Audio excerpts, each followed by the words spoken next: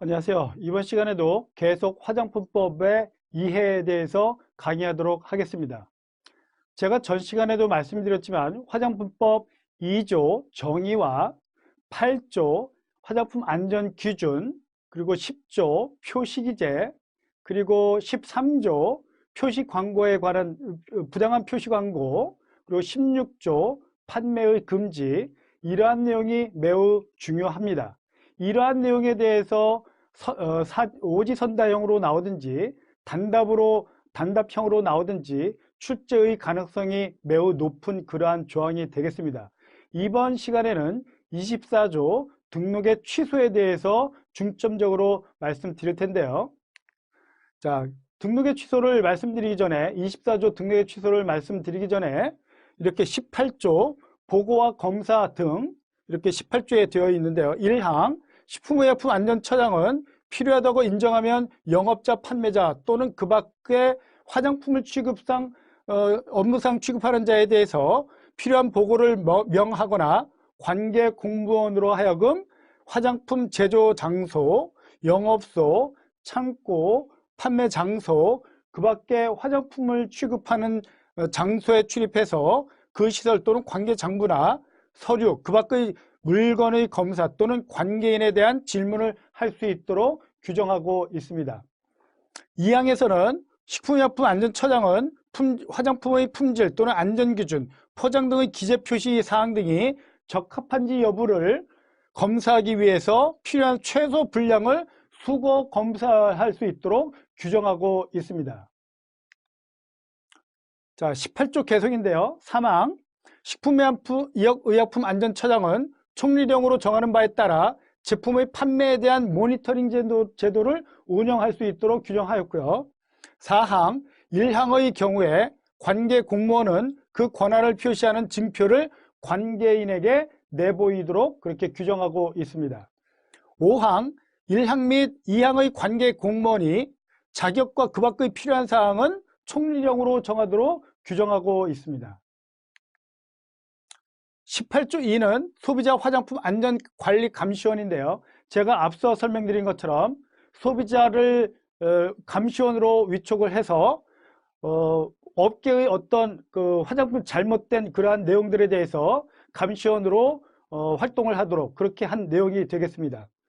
1항 식품의약품안전처장 또는 지방식품의약품안전청장은 화장품 안전관리를 위해서 17조에 따라 설립된 단체 또는 소비자기본법 제29조에 따라 등록한 소비자단체의 임직원 중 해당 단체의 장이 추천한 사람이나 화장품 안전관리에 지식이 있는 사람을 소비자 화장품 안전관리 감시원으로 위촉하도록 그렇게 규정하였고요.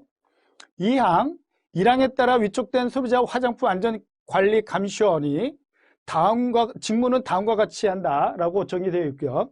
1. 유통기일 화장품이 제10조 1항 및 2항에 따른 표시 기준에 맞지 아니하거나 13조 1항 각호의 어느 하나에 해당하는 표시 또는 광고를 한 화장품인 경우에는 행정관청에 신고하거나 이에 관한 자료 제공 그런 것들을 하게 되어 있고요. 2. 제18조 1항 2항에 따라 관계 공무원이 하는 출입 검사 질문 수거의 지원을 할 수 있도록 규정하였고요.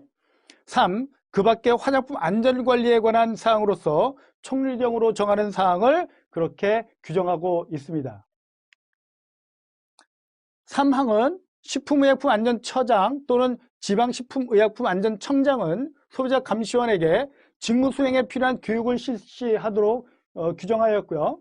4항 식품의약품안전처장 또는 지방식품의약품안전청장은 소비자 화장품 감시원이 다음 각호의 어느 하나에 해당하는 경우에는 해당 소비자 화장품 감시원을 해촉하도록 규정하고 있습니다.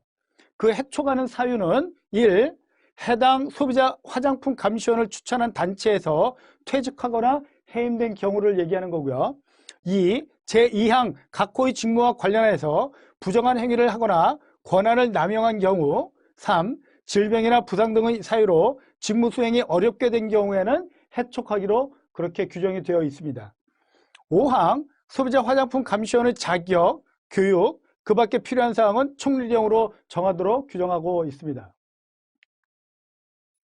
제19조 시정명령인데요. 식품의품안전처장은 이 법을 지키지 아니하는 자에 대해서 필요하다고 인정하면은 그 시정을 명할 수 있도록 19조의 시정명령으로 규정하였고요. 20조 검사명령은 식약처장은 영업자에 대해서 필요하다고 인정하면 취급한 화장품에 대해서 식품의약 분야 시험검사 등에 관한 법률 제6조 제2항 제5호에 따른 화장품 시험검사기관의 검사를 받을 수 있도록 명할 수 있도록 이렇게 규정하였습니다.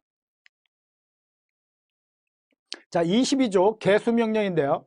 식약처장은 화장품 제조업자가 갖추고 있는 시설 제3조 제2항에 따른 시설 기준에 적합하지 아니하거나 노후 또는 오손되어 있는 그 시설로 인해서 화장품을 제조하면 화장품의 안전과 품질에 우려가 있다고 인정되는 경우에는 화장품 제조업자에게 그 시설의 개수를 명하거나 그 개수가 끝날 때까지 해당 시설의 전부 또는 일부의 사용을 금하도록 그렇게 규정하고 있습니다.